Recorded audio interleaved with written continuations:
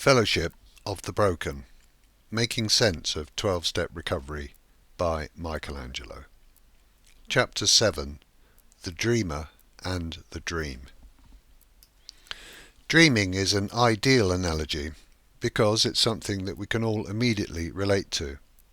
It doesn't matter what we dream or why we dream, but rather it is simply the fact that we do dream that is of interest.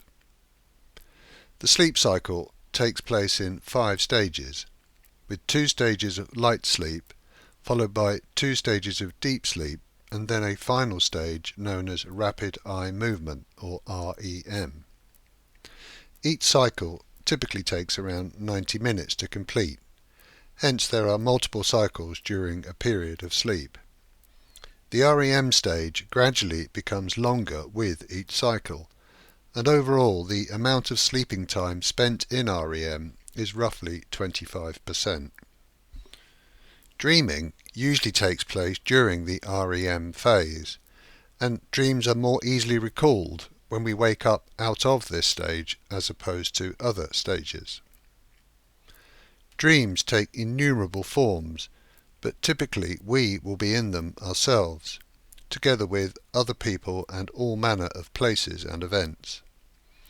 Often the people, places and events have some relevance to our previous experience, but sometimes they are in the realm of fantasy.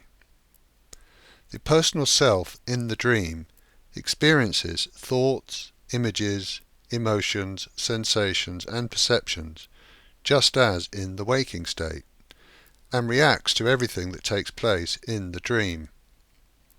Occasionally the experiences can be very real and intense, but less so on other occasions. It's all a bit of a mystery, yet we take dreaming to be just a normal part of life. If we pause to consider what is actually happening here, then we can gain some insight into the nature of our minds. The dream is obviously taking place in our mind, and it's reasonable to conclude that we're talking about the personal or ego mind, because we are personally in the dream. As well as being in the dream ourselves, we also create all of the other people, places and events. The whole dreamt world is created in our mind, and we then experience everything that happens in the dream. It all seems so real, yet it's just a dream. Consciousness, in its limited form as a personal mind, is creating an apparent reality out of itself and is then experiencing its own creation from the perspective of itself. The potential within the dream seems unlimited, yet the apparent reality feels real to the personal self in the dream. When we awaken, we quickly realize that it was all just a dream, and we settle back into the real world of the waking state. We do this every night and tend to overlook the tremendous significance of what has just happened. We're quite happy to dismiss the dream world as unreal, even though it was all experienced as real during the actual dream. This is because we awaken into the waking state and immediately perceive that the dream state is different from the waking state, with one being real and the other being unreal. What we perhaps do not fully recognize is that both the dream and waking states are taking place in the mind. We assume that one is unreal, but the elements of experience in both states are the same. There's nothing to differentiate them other than our assumption that the material world is real and the dreamed world is unreal. This is despite the fact that our experiences are equally real and valid in each of the states. An alternative explanation would simply be that the real world of the waking state is itself dreamlike in nature. This would imply that a bigger dream is taking place in a universal mind beyond our personal mind, and that we are appearing in that dream as ourselves. If we were to wake up out of the waking state, then the dreamlike world would immediately be seen differently. This waking up out of the waking state is the foundational meaning of the term spiritual awakening. The term is also used more generally to include a transformative change in perception or outlook that does not necessarily render the world unreal, but begins a movement in that direction. This dream analogy points to the existence of universal mind, in which the whole universe appears as the equivalent of its dream. The difficulty here is to understand how we can appear in this dream as our personal selves. The clue is in our own dreams. The personal mind creates a self that appears in its dream. This ego self experiences the dream from a personal perspective, even though the mind that creates it also creates and is everything else in the dream. The only leap in understanding necessary here is to see that universal mind creates a dream on a much bigger scale and creates multiple selves with which to experience it.